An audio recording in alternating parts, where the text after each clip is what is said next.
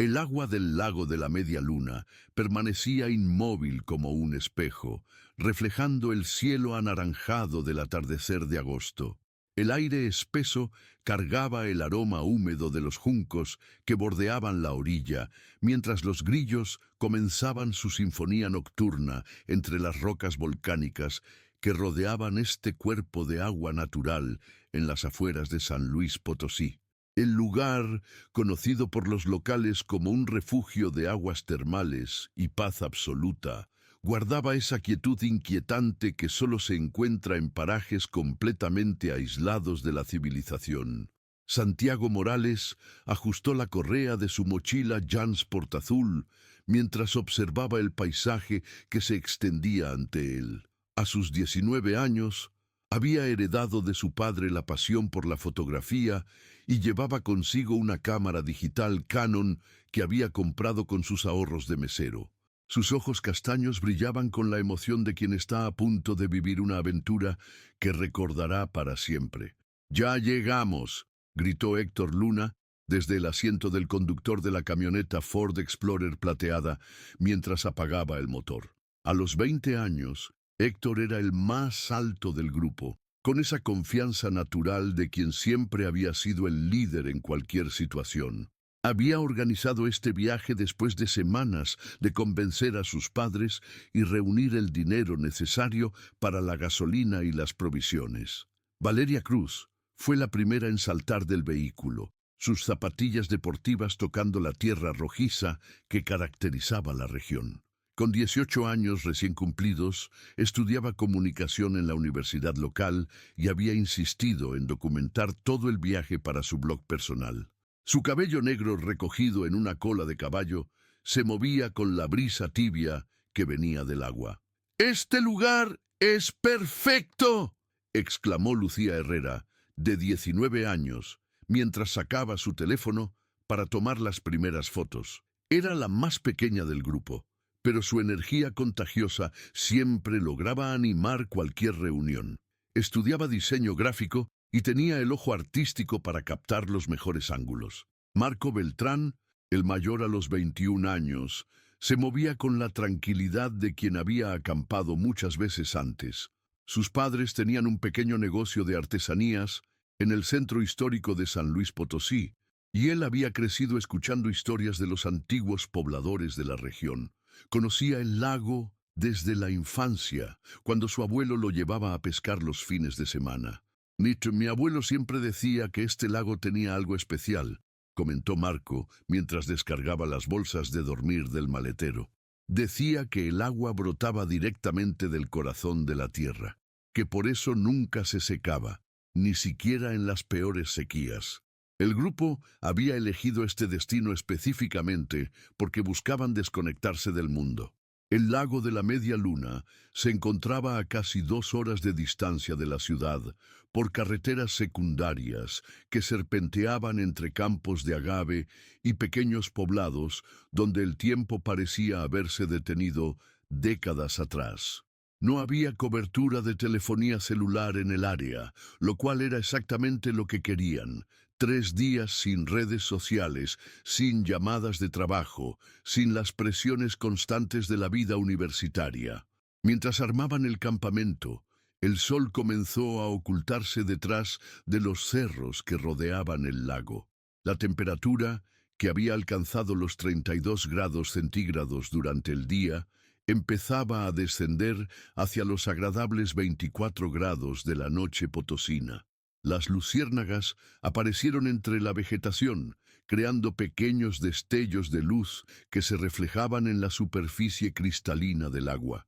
Santiago no paraba de tomar fotografías. Capturaba a sus amigos montando las tiendas de campaña, a Valeria recolectando leña, a Héctor intentando encender la fogata con poca habilidad.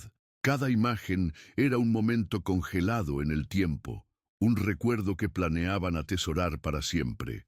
«Oye, Santiago, no vayas a llenar la cámara en el primer día», bromeó Lucía mientras organizaba los víveres que habían traído. Latas de frijoles, tortillas de harina, embutidos, cerveza Corona bien fría en una hielera y chocolates Carlos V para el postre. Es que todo se ve increíble aquí, respondió Santiago, enfocando su lente hacia el lago. Miren esa agua. Es tan clara que puedes ver hasta el fondo. Efectivamente, el lago de la Media Luna tenía una transparencia excepcional. El agua, alimentada por manantiales subterráneos, mantenía una temperatura constante de 28 grados centígrados durante todo el año. En las zonas menos profundas, a unos 3 o 4 metros, se podían distinguir formaciones rocosas y pequeños cardúmenes de peces nativos. La primera noche transcurrió exactamente como la habían imaginado. Cocinaron salchichas y quesadillas en una pequeña parrilla portátil.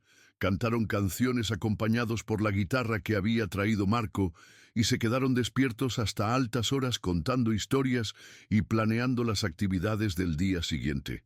Mañana quiero nadar hasta esa isleta, dijo Héctor, señalando una pequeña formación rocosa que se alzaba en el centro del lago, a unos 200 metros de la orilla. ¿No está muy lejos?, preguntó Valeria con cierta preocupación. Aunque sabía nadar, no se consideraba una experta, y la distancia se veía considerable en la oscuridad. «Nah, se ve más lejos de lo que está», la tranquilizó Marco. «Yo he nadado hasta ahí otras veces con mi abuelo. El agua está tan tranquila que es súper fácil». Esa noche durmieron profundamente, arrullados por el sonido casi imperceptible del agua lamiendo suavemente la orilla y el coro distante de los coyotes en las colinas circundantes. El aire nocturno del lago tenía esa pureza que solo se encuentra lejos de las ciudades, cargado de la humedad tibia de los manantiales termales. El 4 de agosto amaneció despejado, con un sol brillante que prometía otro día perfecto. Los 5 amigos se levantaron temprano, prepararon café en una estufa portátil y desayunaron fruta fresca mientras planeaban sus actividades. Santiago siguió fotografiando cada momento. Lucía peinándose frente a un espejo de mano. Héctor haciendo ejercicios de estiramiento. Marco preparando el equipo de pesca que había traído. Valeria escribiendo en su diario personal. ¿Saben qué? Deberíamos hacer esto cada año, propuso Valeria mientras mordía una manzana. Como una tradición nuestra, el mismo lugar, las mismas fechas. Me parece genial, coincidió Santiago. Y para cuando tengamos 30 años, podremos ver todas las fotos y recordar cómo éramos de jóvenes. Nadie en el grupo podía imaginar que esas serían las últimas palabras normales que intercambiarían en su vida cotidiana. Que en menos de 24 horas, sus nombres aparecerían en reportes policiales y sus rostros en carteles de personas desaparecidas. Que sus familias pasarían años buscándolos, que el lago se convertiría en sinónimo de misterio y dolor, y que las fotografías que Santiago tomaba con tanto amor se convertirían en las únicas pistas de lo que realmente ocurrió durante esos días de agosto de 2012. El lago permanecía sereno, guardando sus secretos bajo la superficie cristalina, mientras 5 jóvenes disfrutaban de lo que creían sería un fin de semana más, entre muchos otros que tendrían en el futuro. La primera señal de alarma llegó el lunes 6 de agosto a las 3:47 de la tarde, cuando Mercedes Morales intentó comunicarse con su hijo Santiago y la llamada fue directamente al buzón de voz. No era inusual que no tuviera señal en el lago, pero habían acordado que llamaría el lunes por la mañana para confirmar que todo estaba bien. Mercedes esperó hasta las 5, luego hasta las 7, y finalmente marcó el número de Héctor Luna, luego el de Valeria, el de Lucía, el de Marco. Todos los teléfonos sonaban y sonaban sin respuesta. A las 8 de la noche, Carmen Luna, madre de Héctor, recibió una llamada que le helaría la sangre. «Disculpe, señora, ¿usted es familiar de alguno de los jóvenes que viajaron al lago de la Media Luna? Es que ya deberían haber regresado y ninguno contesta el teléfono». Esa misma noche se organizó el primer convoy de búsqueda. 3 vehículos salieron de San Luis Potosí cargados de familiares desesperados, linternas, provisiones y una esperanza que se desvanecía con cada kilómetro recorrido hacia el lago. El camino, que durante el día resultaba pintoresco entre los campos de agave y las casas de adobe, se transformaba en la oscuridad en una ruta interminable hacia lo desconocido. Roberto Morales, padre de Santiago, manejaba el primer coche con las manos temblorosas sobre el volante. A su lado, Mercedes rezaba en voz baja mientras apretaba el rosario que había pertenecido a su madre. En el asiento trasero, los padres de Valeria se mantenían en silencio, con esa tensión que precede a las malas noticias. «Tranquilos, van a estar bien», repetía José Luna, padre de Héctor, aunque su voz delataba la misma angustia que sentían todos. «Seguramente se les descompuso el coche o algo así. Ya van a ver que cuando lleguemos, los vamos a encontrar esperándonos». Llegaron al lago cerca de las 10 de la noche. Los faros de los automóviles iluminaron inmediatamente la camioneta Ford Explorer plateada de Héctor, estacionada exactamente donde la habían dejado. Las puertas estaban cerradas, las llaves puestas en el encendido, las ventanas parcialmente abiertas.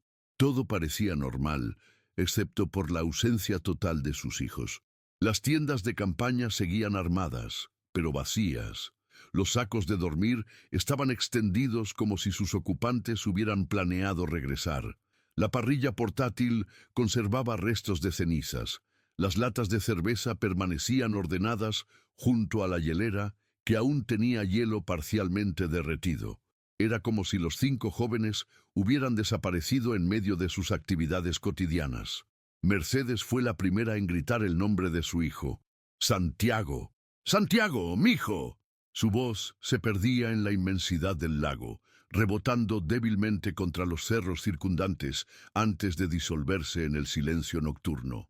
Uno por uno, todos los padres comenzaron a gritar los nombres de sus hijos, creando un coro desesperado que alteraba la paz ancestral del lugar. Buscaron durante toda la noche con linternas y lámparas de gas.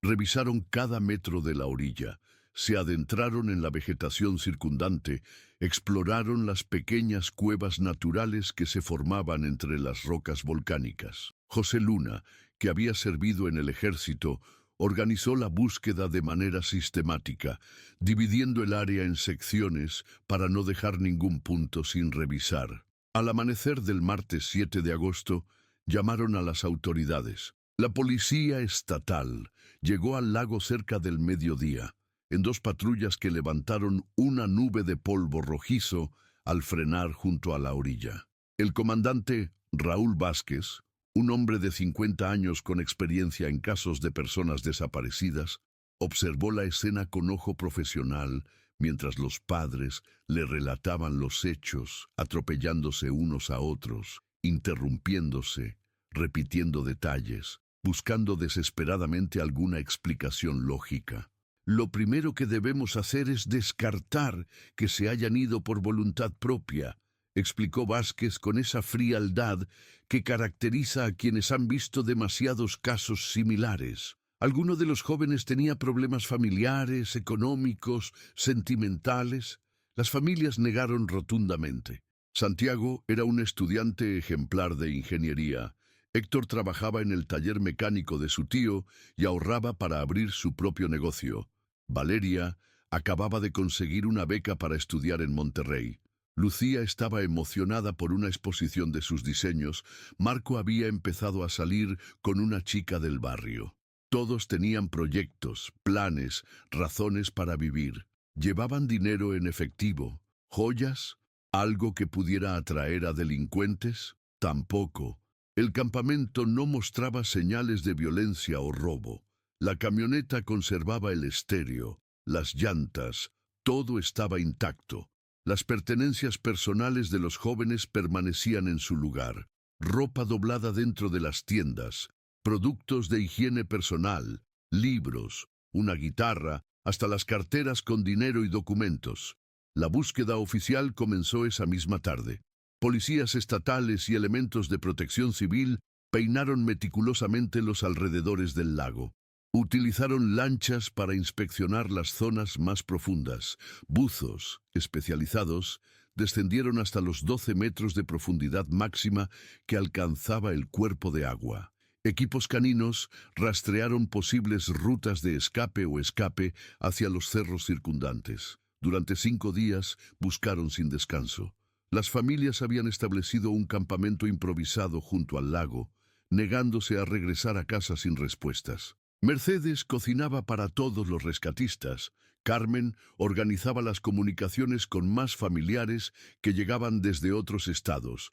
Roberto coordinaba con los medios de comunicación que empezaban a cubrir el caso. Los primeros reportajes aparecieron en los periódicos locales el jueves 9 de agosto. 5 jóvenes desaparecen misteriosamente en Lago de San Luis Potosí. La historia captó la atención del público, especialmente porque no había explicación lógica para la desaparición. No había cuerpos, no había señales de violencia, no había pistas de hacia dónde pudieron dirigirse.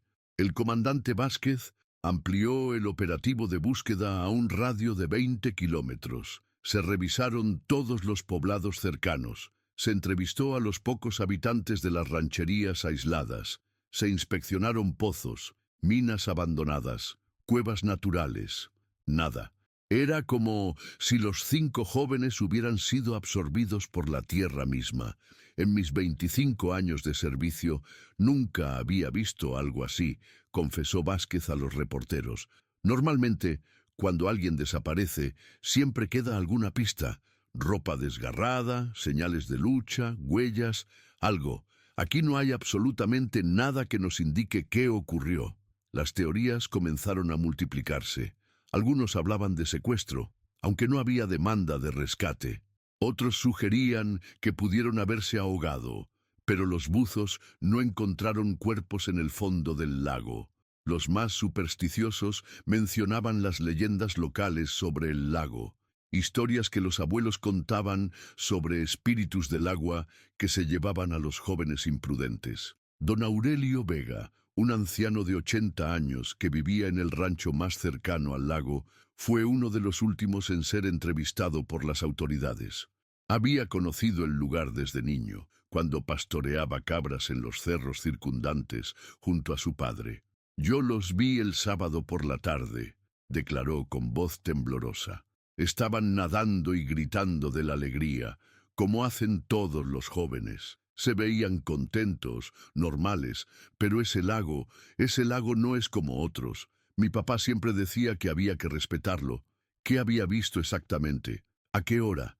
Estaban los 5 juntos. Las preguntas se acumulaban, pero don Aurelio ya no recordaba detalles específicos.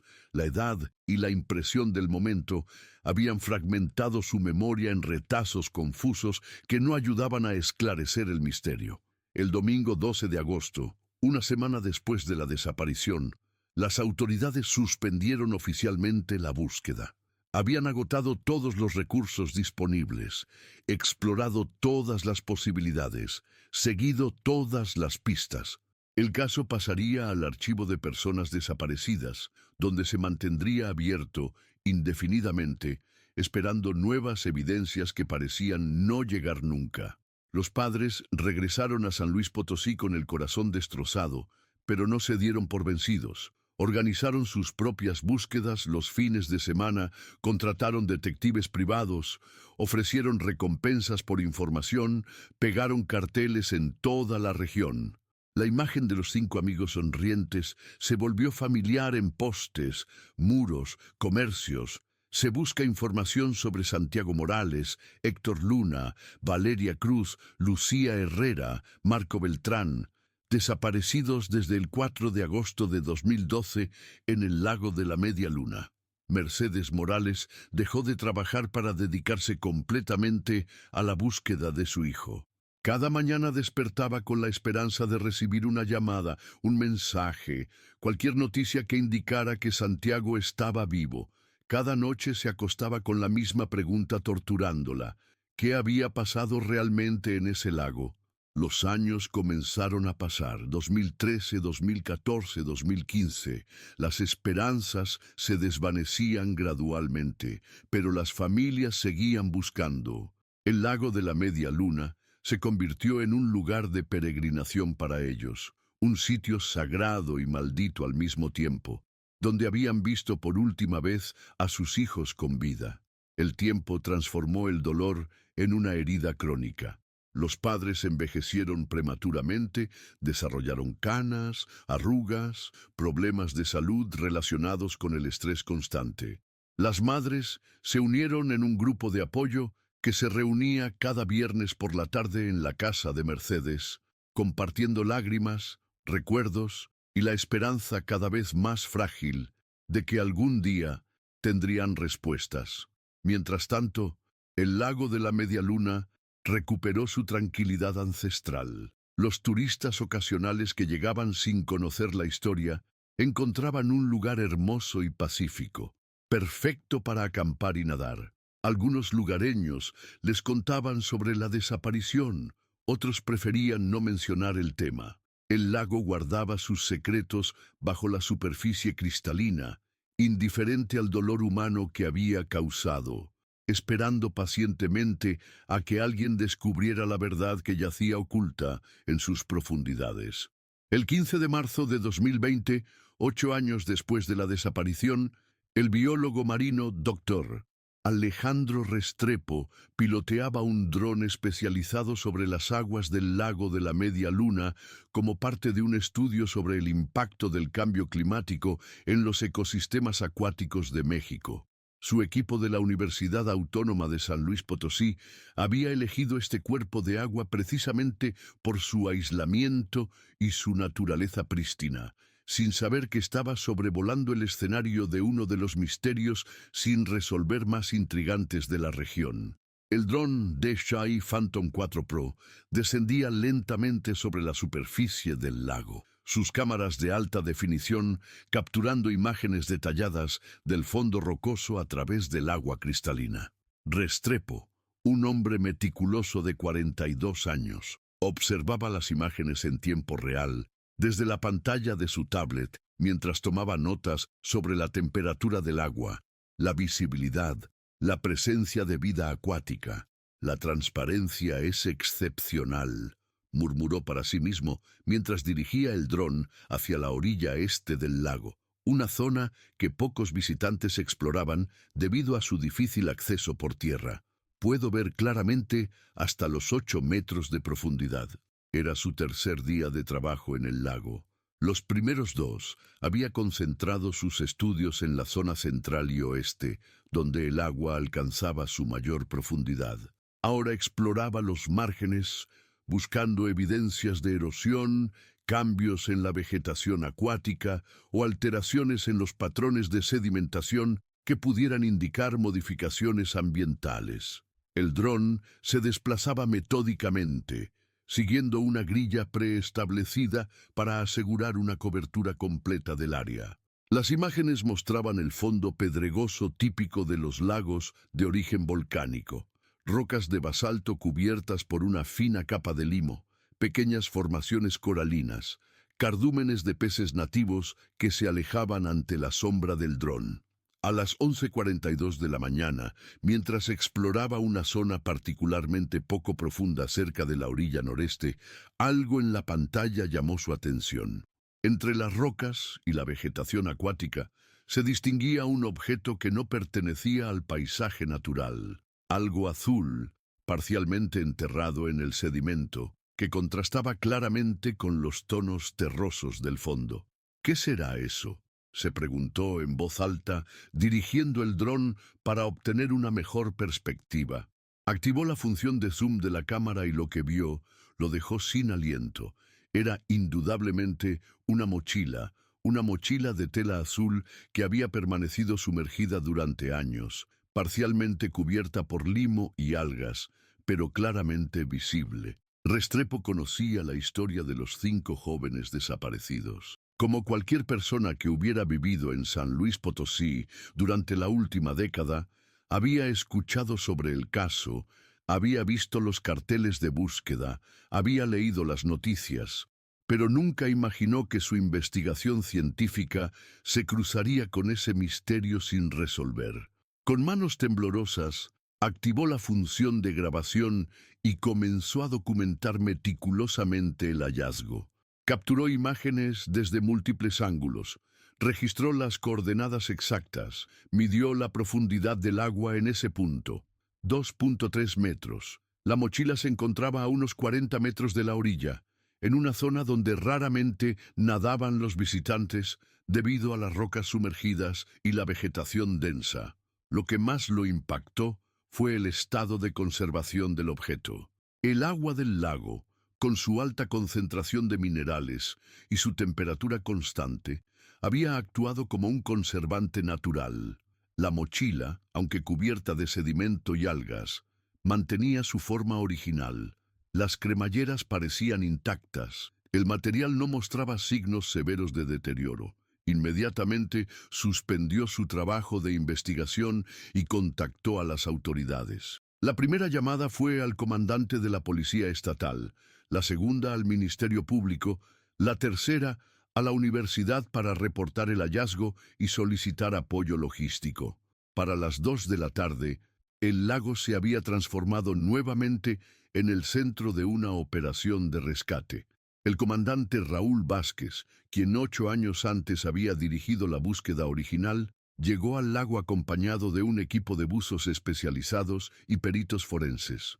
Ahora tenía 58 años, más canas, más arrugas, pero la misma determinación profesional que lo había caracterizado siempre. Doctor Restrepo lo saludó mientras observaba las imágenes del dron en la tablet.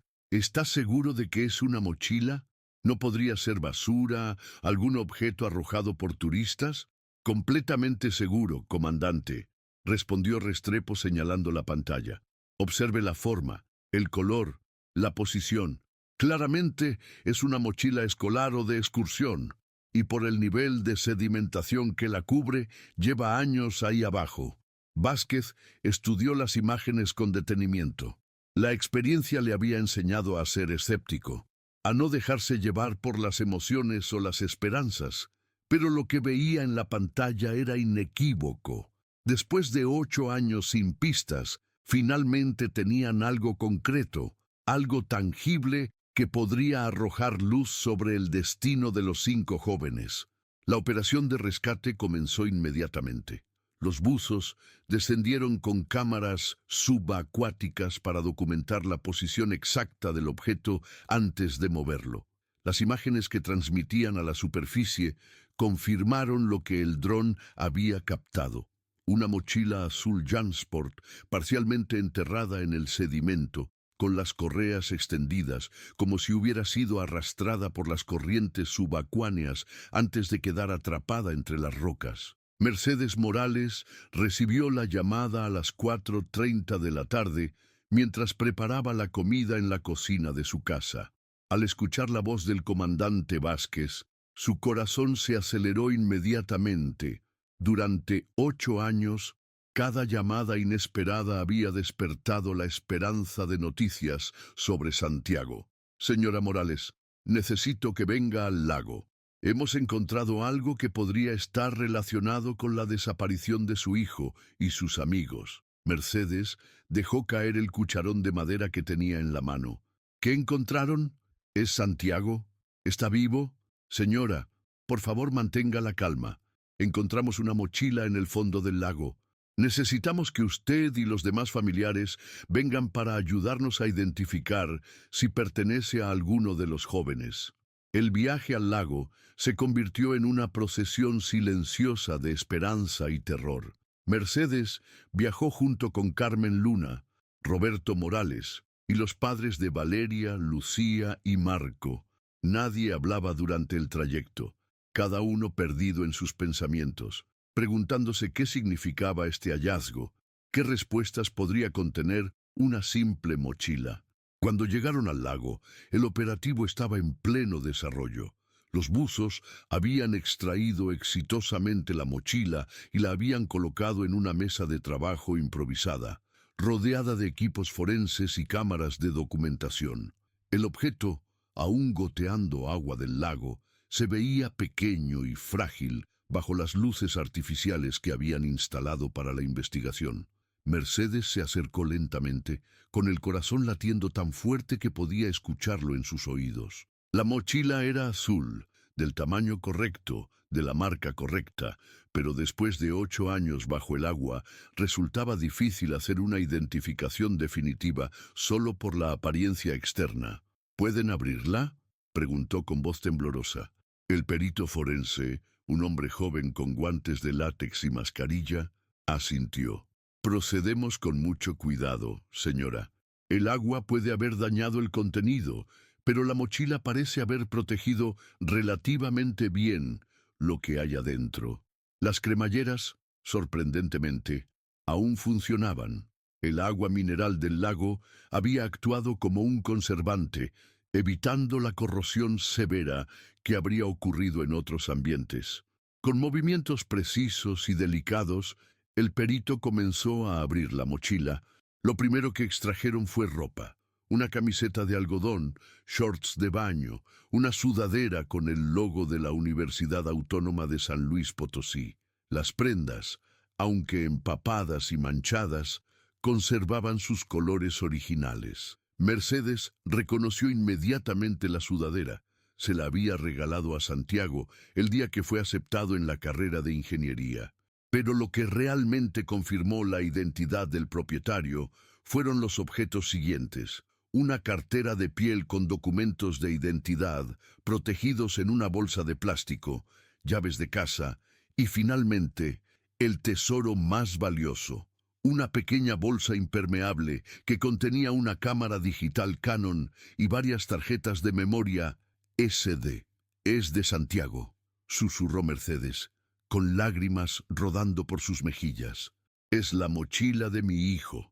Carmen Luna se acercó y abrazó a Mercedes, ambas mujeres llorando en silencio mientras observaban cómo los peritos continuaban documentando cada objeto encontrado.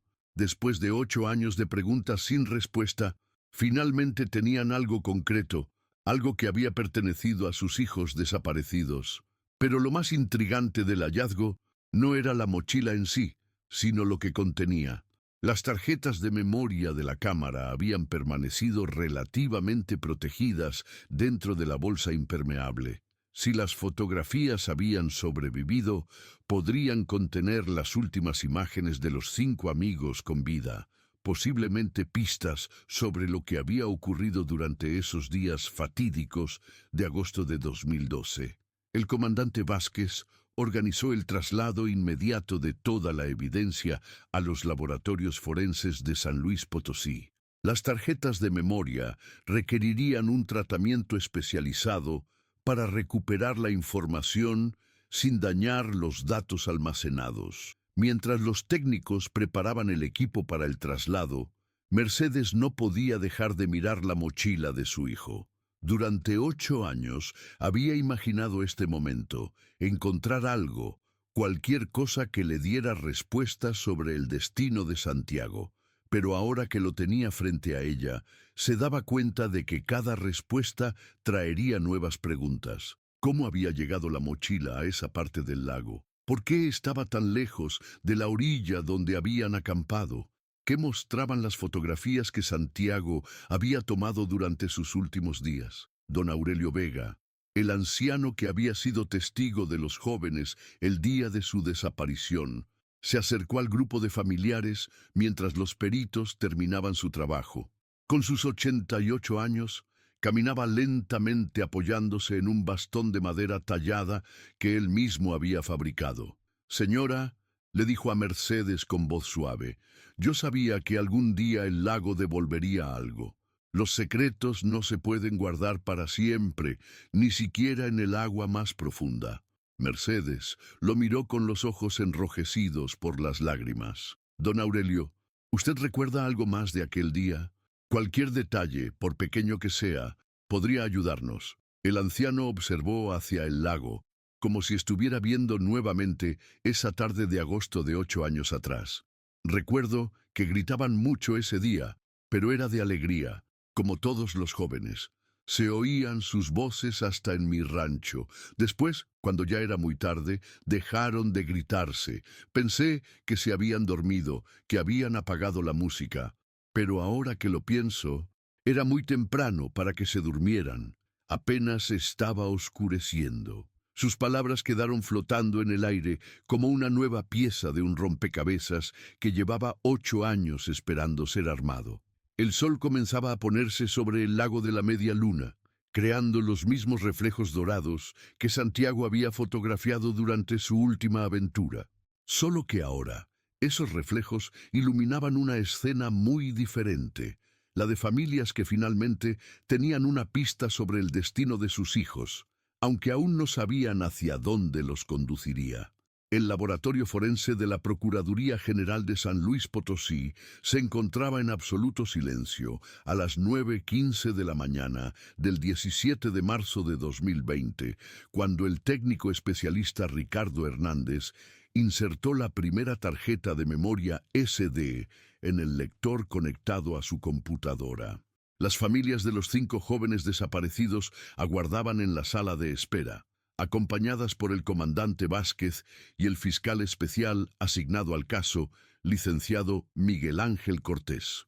Mercedes Morales apretaba las manos de Carmen Luna mientras observaba a través del cristal de la sala técnica.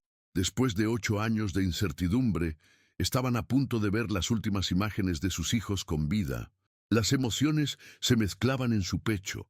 Esperanza de encontrar respuestas, terror de confirmar sus peores temores y una extraña sensación de estar violando la privacidad de Santiago al revisar sus fotografías personales. La primera tarjeta tiene daños mínimos, anunció Hernández a través del intercomunicador. El agua no penetró significativamente la carcasa protectora. Estoy detectando 247 archivos de imagen en formato JPEG. Las primeras fotografías que aparecieron en la pantalla mostraban momentos familiares. Los 5 amigos preparándose para el viaje en casa de Héctor, cargando la camioneta con provisiones, posando frente al vehículo antes de partir. Santiago había documentado meticulosamente cada paso de la aventura que tanto habían esperado. Mercedes reconoció inmediatamente la sonrisa de su hijo en las imágenes. Ahí estaba Santiago, con 19 años y toda la vida por delante, ajustando su cámara, abrazando a sus amigos, evidentemente emocionado por el viaje que estaba por comenzar. Carmen sollozó al ver a Héctor cargando la guitarra en el maletero, con esa expresión de liderazgo natural que siempre lo había caracterizado. «Estas son del viernes por la tarde», comentó el técnico, observando los metadatos de las imágenes. 3 de agosto de 2012, entre las 4:30 y las 6:00 p.m. Las siguientes fotografías documentaban el viaje hacia el lago, paisajes de la carretera, campos de agave bajo el sol del atardecer, el momento en que llegaron al destino y vieron por primera vez el agua cristalina que se extendía ante ellos. La emoción en los rostros de los jóvenes era evidente en cada imagen. Luego vinieron las fotos del campamento, armando las tiendas, organizando las provisiones, preparando la primera comida. Valeria aparecía escribiendo en su diario junto a la fogata. Lucía posaba teatralmente frente al lago. Marco afinaba su guitarra. Héctor intentaba encender el fuego con escaso éxito. Eran escenas de absoluta normalidad, de amistad, de juventud, disfrutando de un momento perfecto. «Continuemos con las del sábado», indicó el fiscal Cortés. Las imágenes del 4 de agosto mostraban el lago en todo su esplendor matutino. Santiago había capturado el amanecer sobre el agua, los primeros rayos de sol creando destellos dorados en la superficie.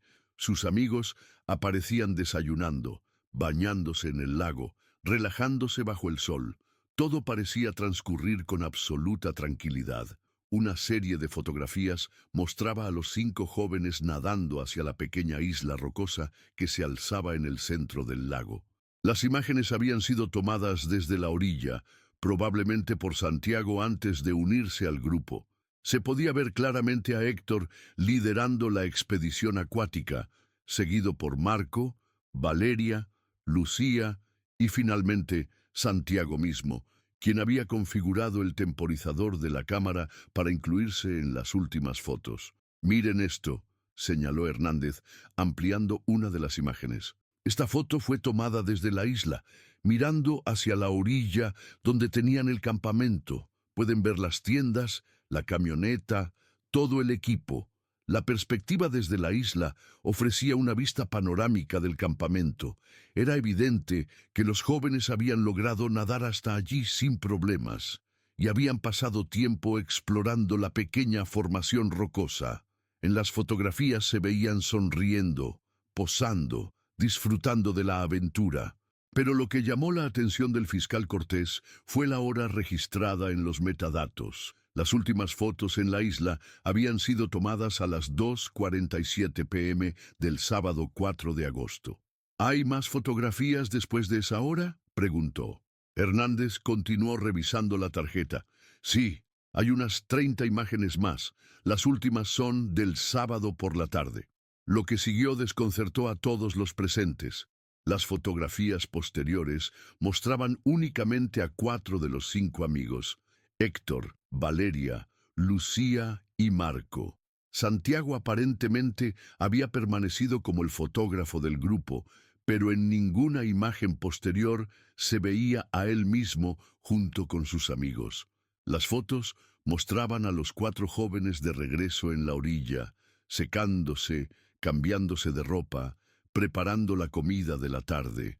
Pero había algo extraño en sus expresiones. Mientras que en las imágenes matutinas todos se veían completamente relajados y felices, en estas fotografías de la tarde había una tensión sutil, una seriedad que no había estado presente antes. ¿Pueden amplificar esta imagen?, pidió Mercedes, señalando una foto donde Héctor parecía estar hablando seriamente con Marco mientras Valeria y Lucía organizaban la comida.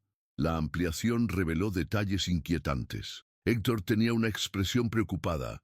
Marco parecía estar señalando hacia el lago y en el fondo de la imagen se podía distinguir algo flotando en el agua, demasiado borroso para identificar claramente. La última fotografía de esta tarjeta fue tomada a las 5:23 p.m. del sábado, anunció Hernández. Después de esa hora, no hay más imágenes. El fiscal Cortés tomó notas mientras estudiaba los tiempos registrados. Tenemos un vacío de aproximadamente 15 horas entre la última fotografía del sábado por la tarde y el momento en que debían haber regresado el domingo. ¿Hay algo en la segunda tarjeta de memoria?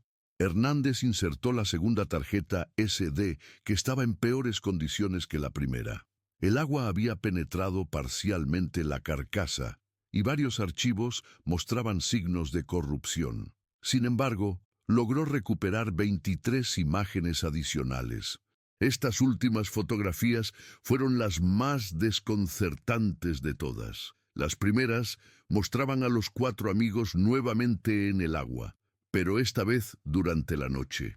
Las imágenes habían sido tomadas con flash, creando contrastes dramáticos entre las figuras iluminadas y la oscuridad circundante del lago. Los jóvenes parecían estar buscando algo, nadando en diferentes direcciones, con expresiones de urgencia y preocupación. Esto fue tomado durante la noche del sábado, observó Hernández, revisando los metadatos, entre las 10:30 p.m. y las 11:45 p.m. Una serie de fotografías mostraba a Héctor buceando repetidamente en la misma zona del lago, cerca de la isla rocosa. En algunas imágenes se podía ver a Marco sosteniéndolo por los pies mientras él descendía hacia el fondo. Valeria y Lucía permanecían en la superficie, claramente angustiadas. Las últimas 3 fotografías de la tarjeta eran las más perturbadoras. Habían sido tomadas cerca de la orilla, enfocando un objeto que flotaba parcialmente sumergido entre las rocas. La calidad de las imágenes, afectada por la humedad y el deterioro de la tarjeta, hacía difícil distinguir exactamente qué era el objeto, pero su forma y color sugerían que podría ser ropa o algún equipo personal. La fotografía final, tomada a las 11:52 p.m. del sábado 4 de agosto de 2012, mostraba a los cuatro amigos de pie en la orilla, empapados, con expresiones de shock y desesperación. En el fondo, apenas visible en la oscuridad, se podía distinguir la silueta de alguien alejándose del grupo, caminando hacia la vegetación que rodeaba el lago. El silencio en el laboratorio forense era absoluto. Las familias procesaban lentamente lo que habían visto. Sus hijos habían vivido algún tipo de tragedia durante esa noche del sábado, algo que los había obligado a buscar desesperadamente en el agua oscura, algo que había alterado completamente el curso de su aventura. ¿Quién tomó esta última fotografía?, preguntó el comandante Vázquez. Si Santiago era el fotógrafo del grupo, ¿quién manejó la cámara cuando él no aparece en las imágenes? Mercedes sintió que sus piernas se debilitaban. Durante 8 años había imaginado múltiples escenarios sobre lo que pudo haber ocurrido con su hijo, pero nunca había considerado que los propios amigos de Santiago hubieran sido testigos de algún evento traumático que no habían reportado a las autoridades. «Necesitamos hablar con los otros 4 jóvenes», declaró el fiscal Cortés. «Si estas fotografías son auténticas, significa que Héctor Luna, Valeria Cruz, Lucía Herrera y Marco Beltrán tienen información crucial sobre lo que realmente pasó esa noche». Pero había un problema fundamental. Después de 8 años de búsquedas infructuosas, nadie sabía dónde se encontraban los otros 4 amigos de Santiago. Ellos también figuraban oficialmente como personas desaparecidas. Sin embargo, las fotografías sugerían una historia completamente diferente, que al menos 4 de los 5 jóvenes habían estado vivos y conscientes durante la noche del sábado, que habían sido testigos de algún evento relacionado con Santiago y que después de tomar esa última fotografía habían desaparecido de una manera que las autoridades aún no comprendían. El hallazgo de la mochila de Santiago había abierto más preguntas de las que había respondido. Pero por primera vez en 8 años, las familias tenían evidencia concreta de los últimos momentos de sus hijos, pistas visuales que podrían conducir finalmente hacia la verdad sobre lo que realmente había ocurrido en el lago de la Media Luna durante esos días fatídicos de agosto de 2012. El 23 de marzo de 2020, 6 días después del hallazgo de la mochila, el comandante Vázquez recibió una llamada que cambiaría completamente el rumbo de la investigación. Era de la Madre Superiora del Convento de Santa Clara en Guadalajara, Jalisco, una mujer de 60 años llamada Sor María Guadalupe, quien había visto las noticias sobre el caso en los medios nacionales. «Comandante», le dijo con voz temblorosa a través del teléfono, «creo que necesita venir a hablar con una de nuestras hermanas. Ella ha estado viviendo aquí desde hace 7 años, pero después de ver las fotografías en las noticias, está muy alterada.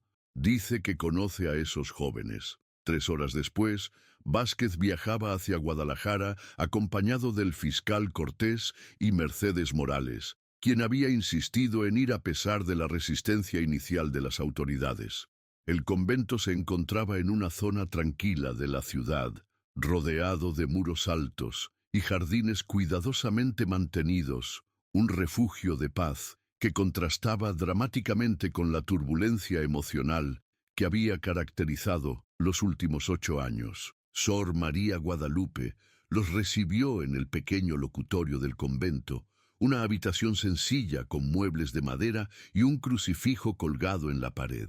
Era una mujer menuda, de cabello gris y ojos bondadosos que delataban décadas de experiencia, consolando a personas en crisis. «La hermana que quiere hablar con ustedes ingresó aquí en agosto de 2013», explicó con voz suave. «Llegó en estado de shock, había perdido peso dramáticamente, sufría pesadillas constantes. Nos dijo que se llamaba Esperanza y que había decidido dedicar su vida a Dios después de una tragedia personal, pero nunca quiso dar detalles sobre su pasado. Mercedes sintió que el corazón se le aceleraba. ¿Podemos verla? Por favor, tengan paciencia. Durante estos años, la hermana Esperanza ha encontrado paz en la oración y el trabajo, pero cuando vio las noticias sobre el lago y las fotografías, tuvo una crisis nerviosa. Ha estado llorando durante 3 días, diciendo que ya no puede guardar el secreto. Sor María Guadalupe los condujo a través de corredores silenciosos hasta llegar a una pequeña capilla donde una mujer joven estaba arrodillada frente al altar, con las manos entrelazadas en oración. Cuando se volvió hacia ellos, Mercedes casi gritó. Era Valeria Cruz, la amiga de Santiago, pero dramáticamente cambiada. Su rostro, antes lleno de vida y energía juvenil, mostraba los surcos de años de culpa y penitencia. Sus ojos, que en las fotografías brillaban con alegría, ahora reflejaban un dolor profundo y una paz frágil que parecía a punto de quebrarse. «Señora Morales», susurró Valeria al reconocerla, y sus ojos se llenaron de lágrimas. «He rezado todos los días durante 8 años para encontrar el valor de hablar con usted». Mercedes se acercó lentamente, con las emociones batallando en su interior. Durante años había imaginado este momento, pero nunca así, nunca en un convento, nunca con una de las amigas de Santiago vestida como monja y claramente cargando un peso terrible en su conciencia. «Valeria, ¿qué pasó con Santiago? ¿Dónde está mi hijo?»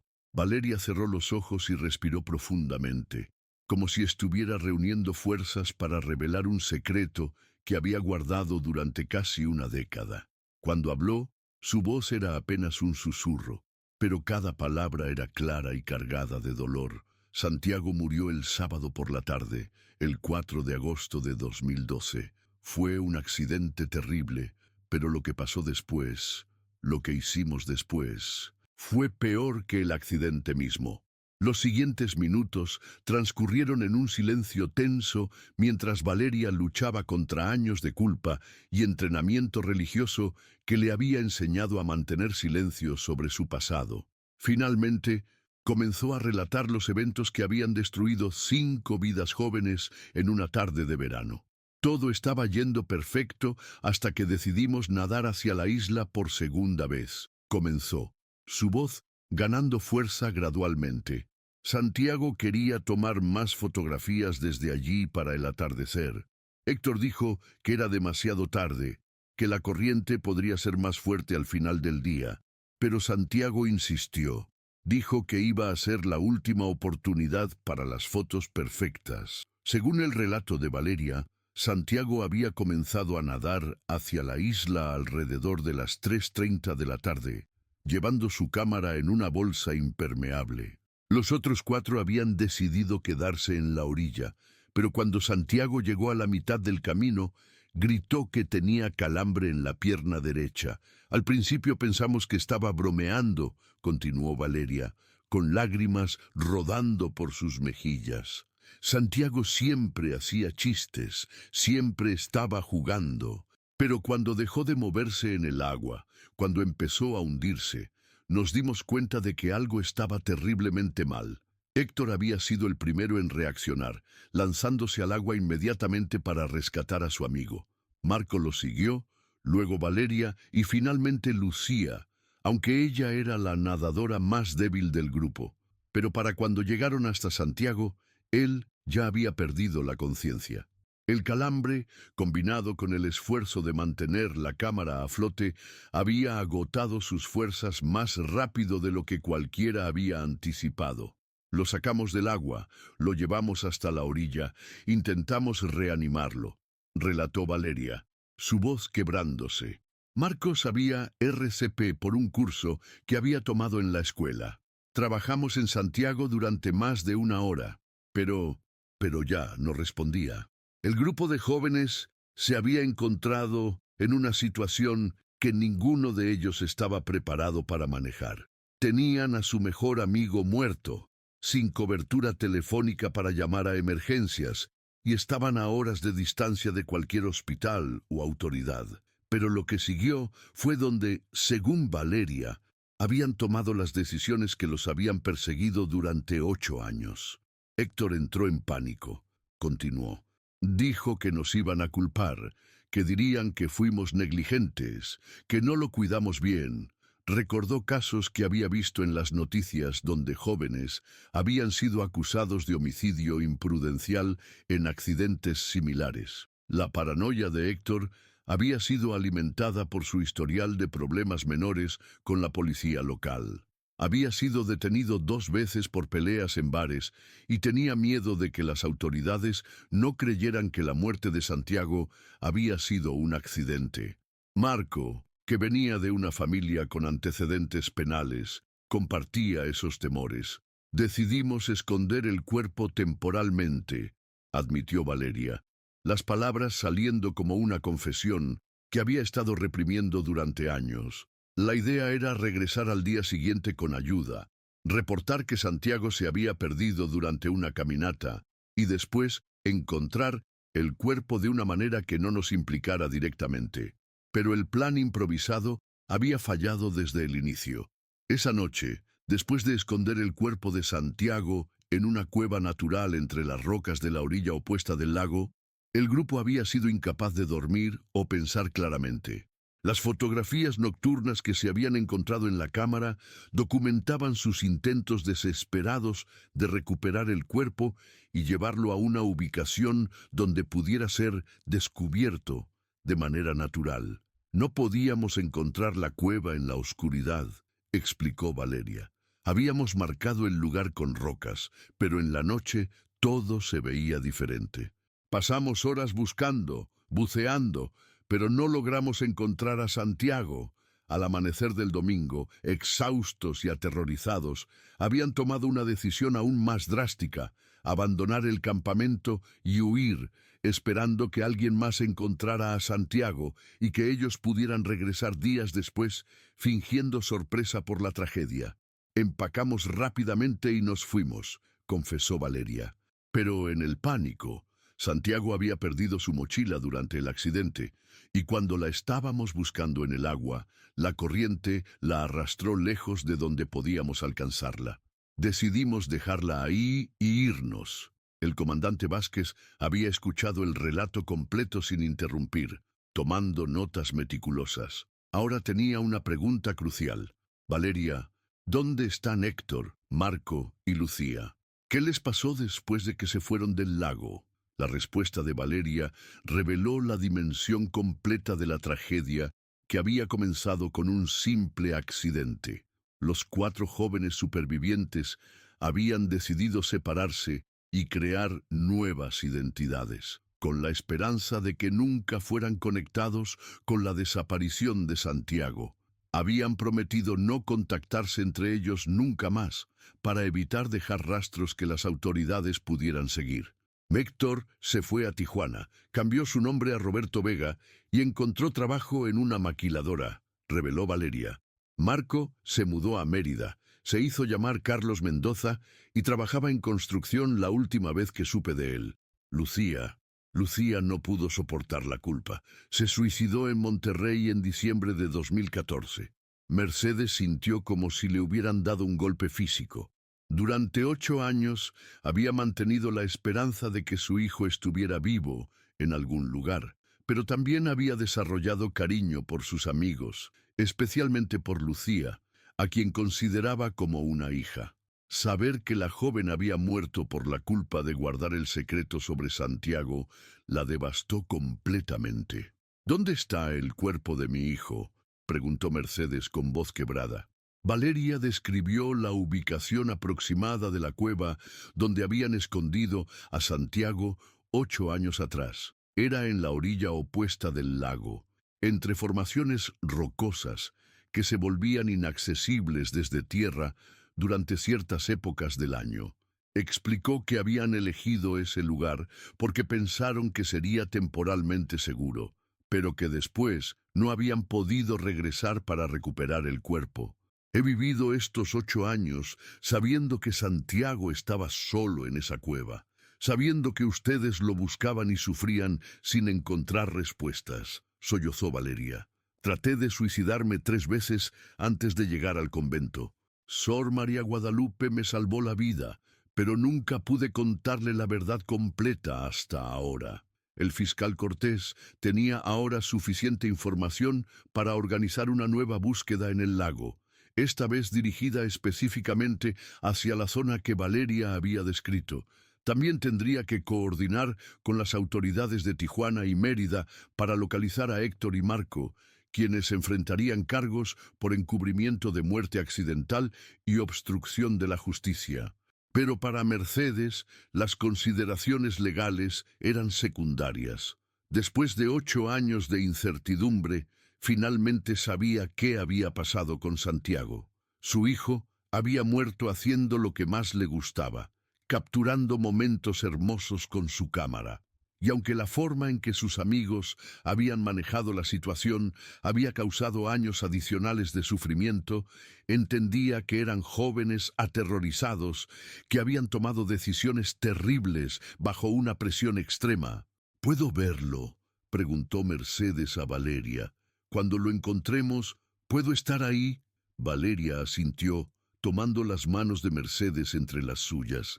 Señora Morales, he rezado todos los días durante 8 años para que Santiago me perdone. Ahora necesito que usted me perdone también. Mercedes observó a la joven que había sido la mejor amiga de su hijo, ahora convertida en una mujer marcada por la culpa y la penitencia. Durante 8 años había imaginado a los amigos de Santiago como víctimas del mismo misterio que se había llevado a su hijo. Descubrir que habían sido cómplices involuntarios de su propio sufrimiento era doloroso, pero también entendía que ellos también habían sido víctimas de las circunstancias y de sus propios miedos juveniles. «Te perdono, mija», susurró Mercedes, abrazando a Valeria. «Y Santiago también te perdona. Lo que necesitas ahora es ayudarnos a traerlo a casa». 2 días después, un nuevo operativo de búsqueda se dirigió hacia el lago de la Media Luna. Esta vez no buscaban 5 jóvenes desaparecidos, buscaban los restos de Santiago Morales en una cueva específica, con coordenadas precisas proporcionadas por alguien que había estado ahí el día que murió. La búsqueda duró 6 horas. Cuando finalmente encontraron la cueva submarina que Valeria había descrito, los buzos confirmaron lo que todos temían y esperaban. Santiago Morales había estado allí durante 8 años, en el lugar donde sus amigos lo habían dejado durante esa noche desesperada de agosto de 2012. Mercedes pudo finalmente llevar a su hijo a casa, y el lago de la Media Luna, después de guardar sus secretos durante 8 años, regresó a la tranquilidad ancestral, con la diferencia de que ahora las familias tenían respuestas, tenían una tumba donde llevar flores, y tenían la certeza de que a veces la verdad, aunque dolorosa, es más reconfortante que la incertidumbre infinita. Las fotografías de Santiago, recuperadas de su mochila sumergida, se convirtieron en el testimonio final de sus últimos días felices, antes de que un accidente trágico y las decisiones equivocadas de jóvenes aterrorizados transformaran una aventura de verano en una tragedia que duraría casi una década. Pero también fueron el hilo que finalmente condujo a la resolución de uno de los casos de desaparición más enigmáticos en la historia de San Luis Potosí, demostrando que incluso en las profundidades más oscuras, la verdad siempre encuentra una manera de emerger hacia la luz.